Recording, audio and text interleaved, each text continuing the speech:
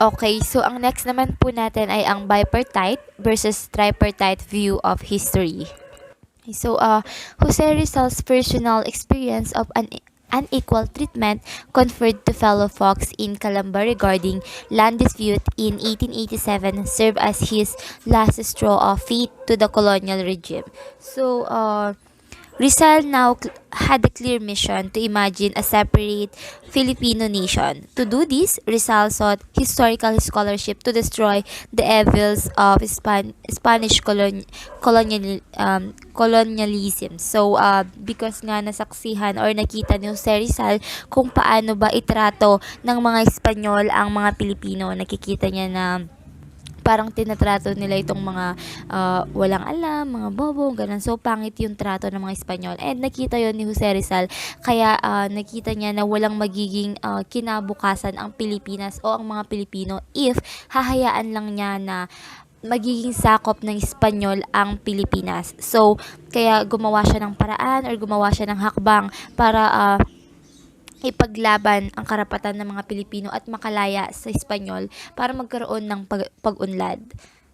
So, hindi lang naman si Rizal ang unang nagtangkang ipagtanggol ang mga Pilipino or ang Pilipinas. Meron din tatlo. Ito si Father Jose Vergus, Isabelo de los Reyes, and Pedro Paterno.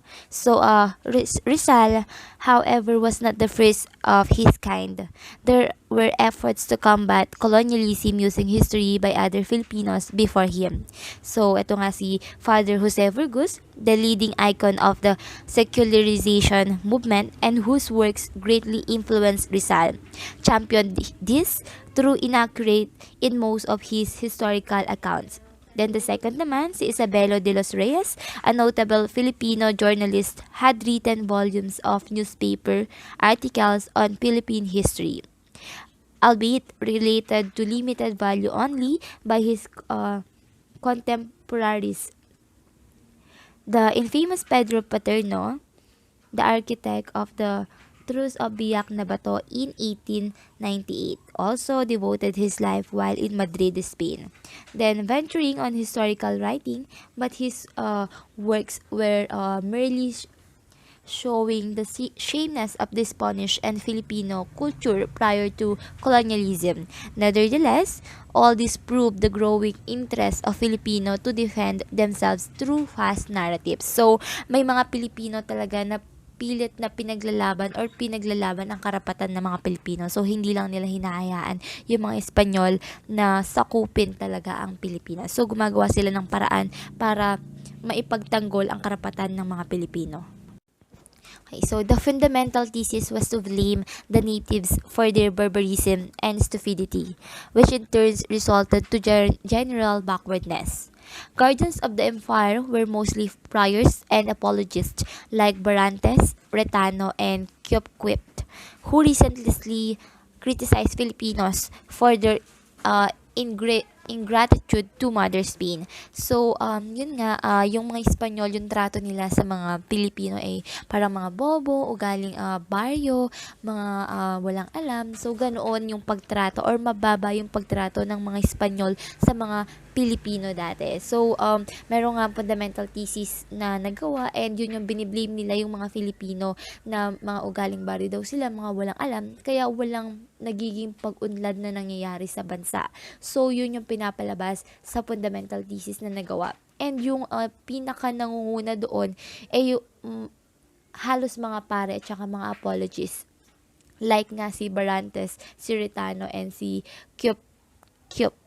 Yeah. So, sila yung mga nangunguna doon. Yung dahil nga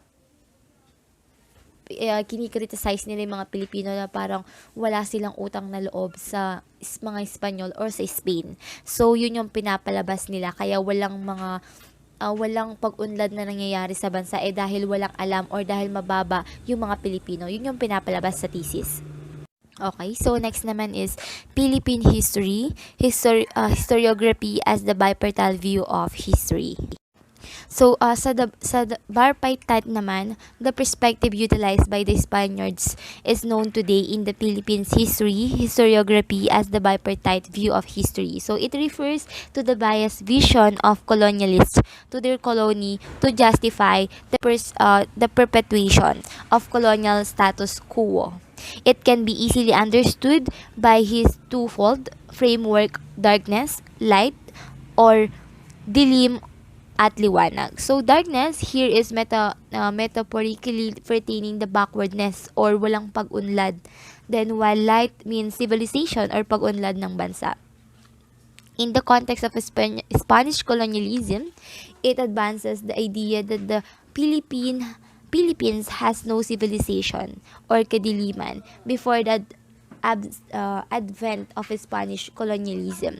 But when the Spaniards conquered the archipelago, civilization or liwanag came afterwards. So kiniklaim ng sa bipartite history, kiniklaim ng mga Spaniards or ng mga Spain na before sila dumating, walang pag-unlad sa bansa or parang mahirap yung bansa.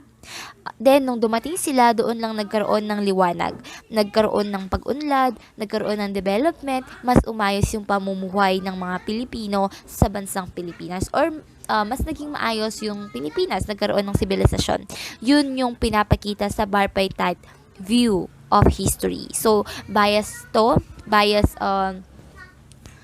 ito yung bias view ng mga Spaniards. So, yun yung pinapakita nila sa bipartite na kung hindi dahil sa kanila, walang pag-unlad na mangyayari sa Pilipinas. Okay, so ang next naman ay bipartite view of history. So, it refers to the idea of the colonial subjects against their colonializers to deny the nobility of colonialism. So, the threefold framework is light, darkness, light, or liwanag, dilim, muling liwanag. The approach centers on how 300 years of Spanish rule in the Philippines ruined the advanced civilization of early Filipinos and the possibility of returning to their glorious years when colonialism is eliminated.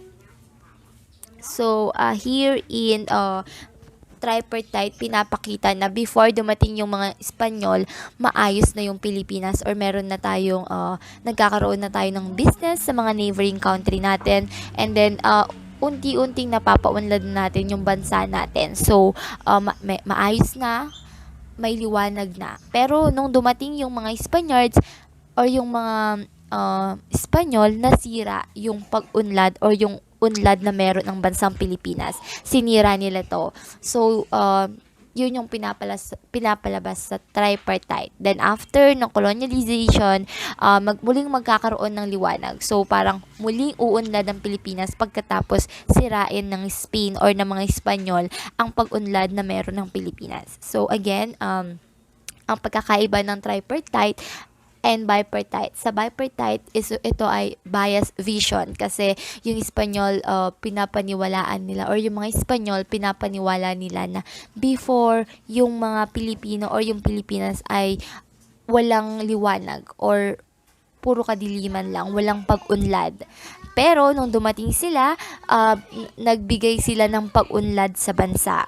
Yun yung paniniwala nila na parang sila ang tumulong para umunlad ang bansang Pilipinas. Samantalang sa tripartite naman, pinapakita dito na before dumating ang Espanyol, maayos ang Pilipinas, maayos ang bansang Pilipinas, may pag-unlad na nangyayari, nagkakaroon ng business sa ibang bansa or kapit bahay na bansa. So, pero nung dumating sila, sinira nila ito. And natigil yung pag-unlad ng Pilipinas. Pero, nung pagkatapos ng kanilang pagsakop, merong muling liwanag na mangyayari or merong muling uunlad ang Pilipinas. So, yun yung pagkakaiba ng tripartite at bipartite. Okay? Ayan, tuloy po natin at nasa third set na po tayo ng slides. Nasa part na po tayo ng results annotation to Antonio de Morga's Sucesos de las Islas Filipinas. Medyo nakakabulol, ano? Ayan. Bago magpatuloy si Rizal sa paghahanap niya ng gagamitin niya para ma-influence yung nation, hesitant muna siya dahil kulang siya sa resources. So, ang ginawa niya, lumapit siya sa kaibigan niya si Ferdinand Blumentritt to write the history of the Philippines dahil expert si Ferdinand dun sa bagay na yon. Pero sa huli, tinanggihan siya. Kaya, kaya nag-decide siya na ipagpatuloy na lang yan ng mag-isa. Instead of writing an entire book dedicated to the country's history, Jose Rizal decided to annotating a previously published Philippine history book written by Antonio de Morga. Yan, ano nga ba ang libro ni Antonio de Morga? Antonio de Morga's book, Sucesos de las Islas Filipinas. It is an account of the history of the Spanish colony in the Philippines during the 16th century. Antonio de Morga was an official of the colonial bureaucracy in Manila and could consequently draw upon much material that would otherwise have been inaccessible.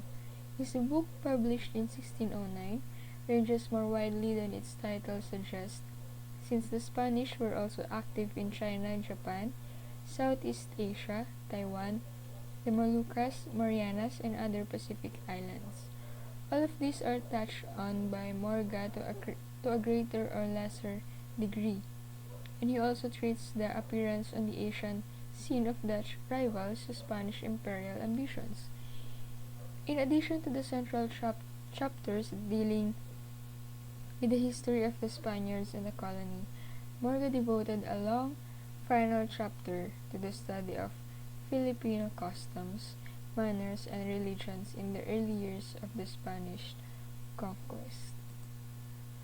Ayan.